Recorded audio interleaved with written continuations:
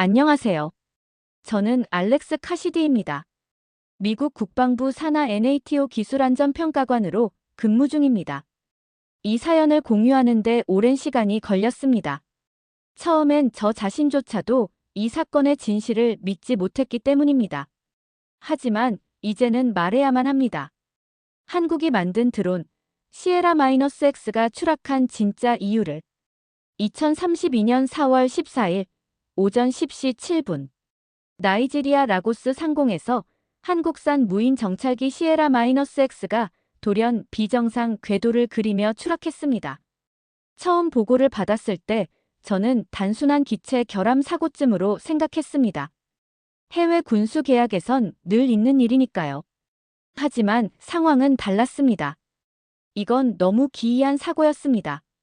시에라-X는 한국 방산기업 에어포인트가 개발한 차세대 무인기였습니다. 고성능 AI 기반 정밀 정찰 시스템과 자율 회피 기능, 그리고 스텔스급 저피탐 설계를 겸비한 물건이었죠. NATO 내부에서도 한국의 방산 기술이 이 정도로 성장했다는 점에 모두가 놀랐고 그만큼 기대도 컸습니다. 하지만 추락 사고 이후 기대는 곧 불신으로 변했습니다. 나이지리아 정부는 해당 사고를 두고 국민 안전을 위협하는 무책임한 기술이라고 규탄했고 세계 언론은 앞다투어 비난을 쏟아냈습니다. 한국산 드론, 도심의 추락, 무인기의 공포, 아프리카를 강타하다, 신흥 무기 강국의 추락이라는 자극적인 제목들이 전 세계를 떠돌았습니다. 며칠 후 저는 NATO의 지시에 따라 현장에 파견됐습니다. 임무는 간단했습니다. 기술 안전성 분석 및 제조 결함 여부 판단. 즉, 사고가 제조사 책임인지 아닌지를 기술적으로 평가해 더 이상 외교적 문제가 커지지 않게 정리하는 역할이었죠.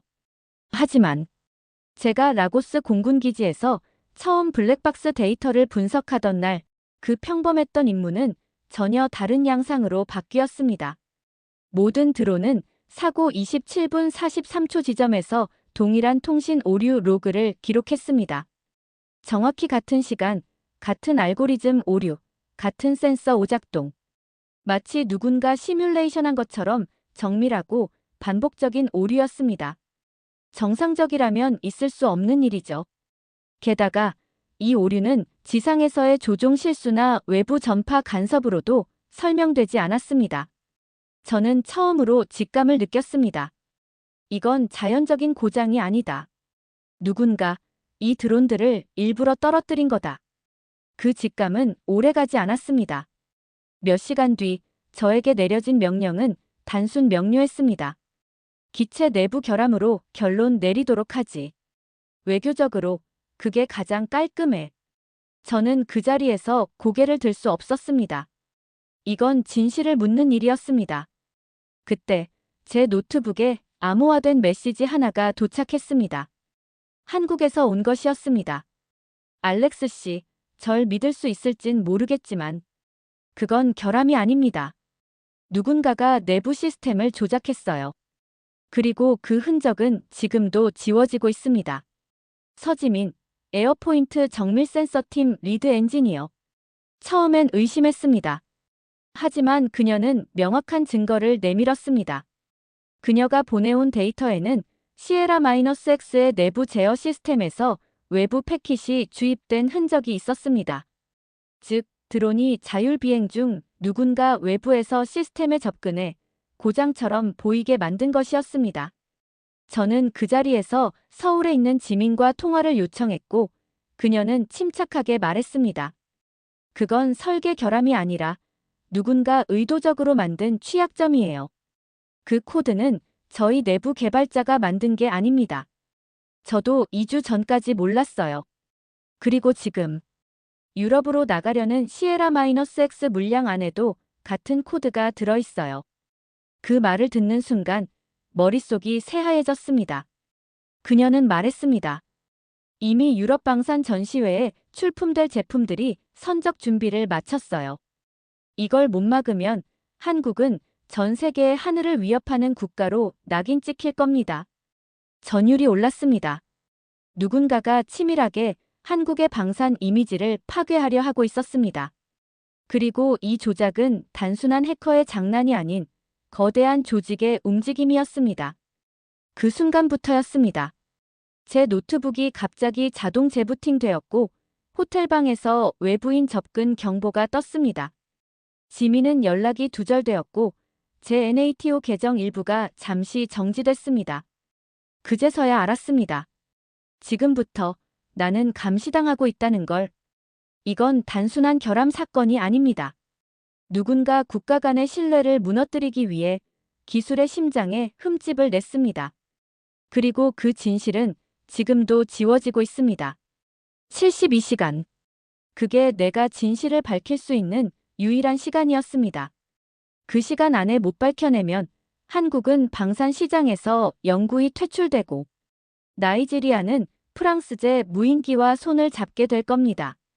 그렇다면 이 진실은 영원히 묻히게 되겠죠. 하지만 나는 끝까지 가보기로 했습니다. 그날 이후 저는 이 사태의 진실을 밝히기 위해 한국으로 향했습니다. 단지 기술적 결함을 밝혀내기 위한 조사가 아니라 누군가가 설계한 조작과 은폐의 구조를 마주하기 위해서였습니다. 서울에 도착한 건 사고 발생 5일 후였습니다. 한국 측의 정식 요청도 없었고 제 상관도 비공식 경로라는 전제하에 정보 수집을 허가했을 뿐이었습니다. 공식적인 신분이 없었기에 저는 그저 한 명의 방문객으로 서울에 들어왔고 서지민 역시 회사의 정식 허가 없이 저를 만나기로 결정했습니다. 그녀는 자신의 커리어 전체를 걸고 진실을 밝히려 했습니다. 우리는 서울 강서구에 위치한 에어포인트 본사 근처에서 은밀히 만났습니다. 그녀의 눈은 지쳐 있었지만 그 안엔 포기하지 않는 결연함이 있었습니다. 시에라-X의 핵심 센서 알고리즘은 제가 직접 설계했어요. 그런데 지난달부터 누군가 회사 내부망에서 알고리즘 접근 로그를 지우고 있었습니다. 그리고 이상한 백업 파일이 추가돼 있었죠. 자세히 살펴보니 그 안에 정체불명의 제3국 IP에서 접근한 흔적이 있었어요. 그녀는 저를 에어포인트 연구소 근처에 위치한 작은 사무실로 데려갔습니다.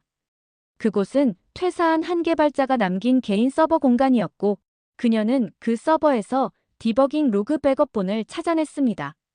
그 속엔 놀라운 진실이 있었습니다.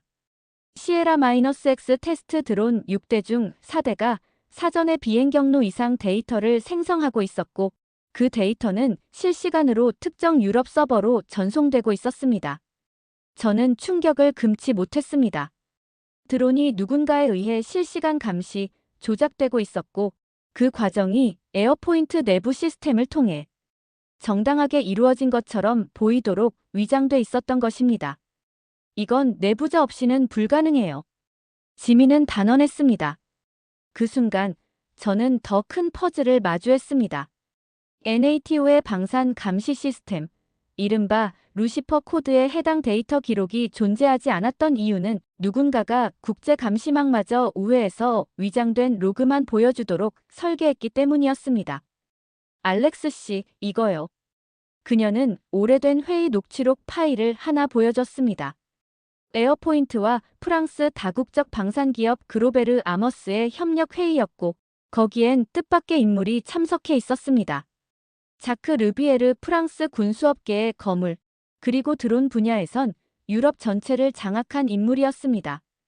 그는 회의에서 한국산 드론 기술을 공개적으로 폄하하며 동북아 기술은 신뢰할 수 없다고 반복적으로 언급했었고 그 직후 한국의 협력 요청은 전면 무산됐다는 기록이 남아 있었습니다. 그제서야 모든 조각이 맞춰지기 시작했습니다. 그로베르 아머스는 한국 기술의 성장을 두려워했고 유럽 방산 시장 내 독점을 유지하기 위해 시에라-X를 국제적인 실패 사례로 만들어야 했던 겁니다. 그리고 그 작업은 정보 조작 시스템 침투 실시간 오류 시연, 글로벌 언론 플레이라는 정교한 전략으로 이어졌던 것이었습니다. 하지만 제가 이 진실을 접한 순간 동시에 제 NATO 계정은 잠시 정지되었고 서울 체류를 위한 비자 검토가 지연된다는 알림이 왔습니다. 심지어 제가 묵고 있던 숙소에는 정체불명의 인물이 밤새도록 감시하고 있었다는 제보도 받았습니다. 지민 씨, 이건 단순한 민간 기술 유출 문제가 아니에요. 우린 지금 거대한 국제 조작의 중심에 있어요. 그녀는 말없이 고개를 끄덕였습니다. 그리고 말했습니다. 더는 물러서지 않을 겁니다. 제 기술이 조롱당한 것도, 제가 여성이라는 이유로 회의에서 배제된 것도 참았어요. 하지만 제 기술이 전 세계 하늘을 위협하는 무기로 뒤바뀌는 건 절대 못 봐요. 그날 이후 우리 둘은 공식 루트가 아닌 비공식 해킹 및 내부 로그 복원 작업에 착수했고, 그 중심에는 에어포인트 서버 깊숙이 숨겨진 하나의 폴더가 있었습니다. 폴더 이름은 X-72C. 그리고 그 안에는 시스템 전체를 리디렉션하는 루트 백도어 코드와 해외 IP의 접근 일지, 그리고 그 코드 삽입을 승인한 내부 관리자의 암호 서명이 담긴 기록이 있었습니다. 저는 단언할 수 있었습니다. 이건 기술 결함이 아닙니다. 이건 설계된 실패였습니다. 그리고 저는 그때 알았습니다. 이 진실을 밝히지 않으면 한국의 이름은 더럽혀질 것이고, 기술로 세상을 지키려는 모든 이들의 꿈은 짓밟힐 것이라는 걸. 모든 퍼즐 조각이 맞춰졌다고 생각했을 때 제 믿음은 심하게 흔들렸습니다.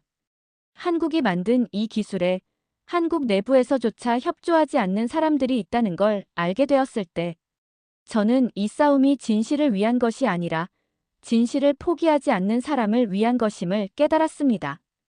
에어포인트의 내부 서버에서 확보한 X-72C 폴더는 모든 것을 증명할 수 있는 결정적 증거였습니다.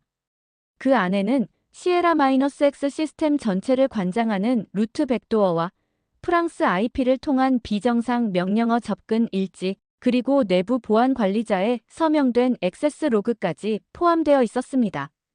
저는 이 데이터를 정리해 NATO에 보고하려 했습니다. 하지만 문제는 그 다음부터였습니다.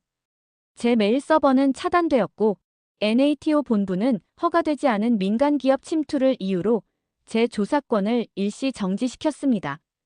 심지어 서지민의 회사 내부에서는 그녀가 무단으로 보안 구역을 열람했다는 이유로 징계 절차에 들어갔고, 서울 서부지검 정보기술범죄팀에서 그녀를 불법 해킹 혐의로 수사하겠다는 통보까지 날아왔습니다. 그 순간 저는 완전히 혼란에 빠졌습니다.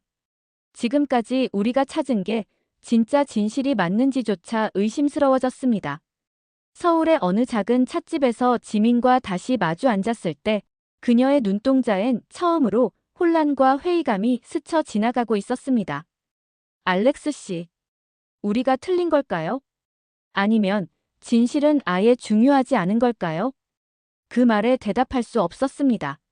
하지만 그 순간 제 휴대폰으로 암호화된 메시지 하나가 도착했습니다. 보낸 사람 NATO 내부 정보 분석국 소속 베테랑 요원 마리나 트로예바. 당신이 확보한 X-72C 폴더 전부 받았습니다. 우리도 이상하다고 느꼈죠. 특히 시에라-X 오류 관련 데이터에서 특정 로그만 제거된 점, 그리고 그 로그들이 프랑스 모나코에서 생성된 점까지. 하지만 문제는 한국 내부도 당신을 돕지 않는다는 사실이에요. 그녀는 놀라운 이야기를 전했습니다.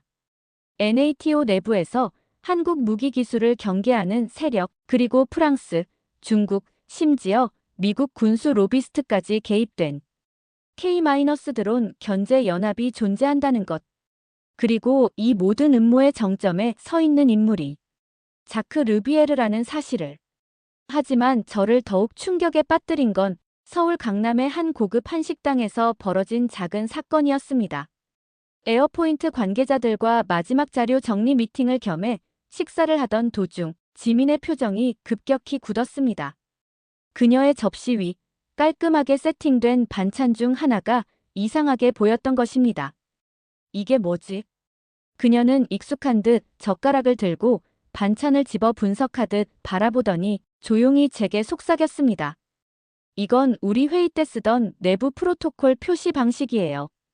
반찬 모양 배치 순서와 구성, 긴급 접근 코드일 가능성이 있어요. 처음엔 저도 농담인 줄 알았습니다. 하지만 그녀는 다음 날 에어포인트 연구소 구석에 숨겨진 옛 서버 기록실에서 또 하나의 백업 데이터 칩을 발견했습니다. 그리고 그 안에는 한국 측 일부 인사가 프랑스 측과 은밀히 접촉한 이메일 내역, 자크 르비에르와 비밀 회동했던 장소의 CCTV 캡처, 심지어 중국 AVIC 관계자와의 비공식 회의 영상 일부까지 존재하고 있었습니다. 결국 한국 내부에도 이 조작에 협조한 사람들이 있었던 거죠. 기술의 실패가 아니라 정치의 배신이었습니다.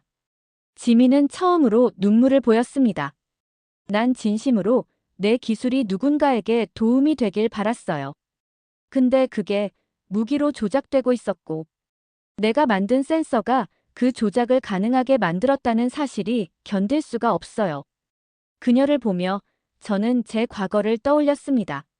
중동 분쟁 지역에서 조작된 위성 정보 때문에 아이들과 노인 수십 명이 목숨을 잃었던 그날. 그날 나는 아무 말도 하지 못했고 단지 데이터만 정리해서 보고서에 넘겼을 뿐이었습니다. 그날 이후로 저는 절대로 눈 감고 넘기지 않겠다고 다짐했습니다. 그리고 이번엔 그렇게 하지 않기로 했습니다. 유럽 방산 전시회 개최를 하루 앞둔 그날 밤. 우리는 모든 증거를 압축해 하나의 자료 파일로 만들었습니다.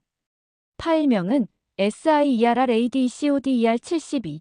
집. 그리고 그 파일을 공개할 단 하나의 무대가 남아 있었습니다. 전 세계 기자들이 모이는 NATO 주간 군수 기자회견. 이 이야기를 지금 제보하는 이유는 단 하나입니다. 어떤 기술이든 어떤 나라든 진실을 숨기려는 자가 있다면 반드시 맞서는 사람이 필요하다는 것을 보여주고 싶었기 때문입니다. 유럽 방산 전시회 개막 하루 전 파리 근교에서 열리는 NATO 주간 기자회견장. 그곳은 평소와는 다른 긴장감으로 가득 차 있었습니다. 이번 회견에서는 국제 무인기 신뢰도 평가라는 명목하에 NATO, 프랑스 국방부, 미국 국방기술청, 그리고 한국 국방부 고위 인사까지 모두 참석한 상태였습니다. 그리고 저와 서지민은 그 회견장 제일 뒤 좌석에 비공식 초청 손님 자격으로 앉아 있었습니다. 우리는 전날 밤을 꼬박 새우며 SIERRADCODER72 집 파일을 정리했고 그 안에 들어있는 모든 정보, 시에라-X 시스템 해킹 로그, 프랑스 IP 조작, 한국 내부 협력자의 데이터, 자크 르비에르의 비공식 회의 영상, 심지어 AVIC와의 계약서 초안까지 전부 확인을 마쳤습니다. NATO 대변인이 무대에 올라 드론 신뢰도에 대한 보고를 시작하는 순간 제게 메시지 하나가 도착했습니다. 보낸 사람 말이나 트로해봐. 지금이야. 파일을 오픈해. 내가 도와줄게. 그녀는 기자회견장 시스템 관리자와 협력해. 내 노트북에서 기자단 공용 모니터에 자료를 송출할 수 있는 권한을 부여한 상태였습니다. 서지민은 제 옆에서 조용히 숨을 들이켰습니다. 알렉스, 이게 끝이 될 수도 있어요. 우릴 끝까지 책임져 줄 사람은 없을지도 몰라요. 그래도 시작은 우리가 해야죠. 그리고 우리는 실행했습니다. 무대 위 발표가 절정으로 치닫는 그 순간 기자단 뒤편 스크린에 갑자기 한 문장이 떴습니다. SIERRADCODER 72 국가 간 조작의 실체를 밝힌다. 처음엔 모두가 당황했습니다. 한국 측 대표도 프랑스 국방부 인사도 기자들도 일제히 뒤를 돌아보며 웅성거렸습니다. 그리고 이어지는 영상. 시에라-X 추락 직전 비정상 신호를 감지한 백도어 접근 로그. 프랑스 그로베르 아머스 사무실에서 진행된 비공식 회의 CCTV 영상. 중국 AVIC 측과의 비공식 기술 협정 문서 스캔본. 한국 방산 내부 관리자의 승인 코드와 외부 송출 기록. 모두가 숨을 죽였습니다. 한순간 회의장이 얼어붙었습니다. 그리고 마지막 장면, 서지민이 한국 기술자로서 최초로 시에라-X 정밀 센서를 설계하던 모습과 그녀의 목소리. 기술은 진실을 담기 위해 존재해야 합니다. 그걸 거짓으로 쓰는 순간 기술은 무기가 아니라 범죄가 됩니다. 그날 기자회견은 완전히 중단됐습니다. NATO는 긴급 조사를 발표했고 프랑스 국방부는 자크 르비에르에 대한 내부 조사를 시작했으며 한국 정부 역시 해당 기술 유출에 대한 감사를 착수하게 되었습니다. 전 세계 언론은 다음 날 이렇게 보도했습니다. 72시간의 폭로, K-드론은 추락하지 않았다. 전 세계 군수시장, 거짓을 감췄던 방패가 무너졌다. 며칠 뒤, 저는 다시 서울로 돌아왔습니다. 서지민은 공식적으로 에어포인트에서 복직 제안을 받았고 그녀의 이름은 이제 더 이상 회의장 끝자리에 앉은 기술자가 아니라 대한민국이 만든 항공기술 혁신의 중심에 선 전문가로 불리고 있었습니다. 어느 늦은 저녁, 우리는 서울 종로의 한 조용한 북카페에서 다시 마주 앉았습니다. 그녀는 조용히 커피를 마시며 이렇게 말했습니다. 처음엔 내가 만든 기술이 누군가에게 무기가 됐다는 사실에 죄책감이 들었어요. 하지만 지금은 생각이 달라졌어요. 그 기술을 지켜낸 것도 우리가 만든 일이니까요. 그리고 저도 조용히 고개를 끄덕였습니다. 우린 기술을 만든 사람들이 아니라 그 기술을 믿는 사람들이었어요. 이 사연을 마치며 저는 단 한 가지를 남기고 싶습니다. 기술은 진실을 위해 존재합니다. 그걸 지키려는 사람들의 용기, 그것이 세상을 바꾸는 진짜 힘이라는 걸요. 이 이야기가 감동을 주었다면 좋아요와 구독, 그리고 다른 이야기 제보도 부탁드립니다. 다음엔 또 어떤 진실이 기다리고 있을까요?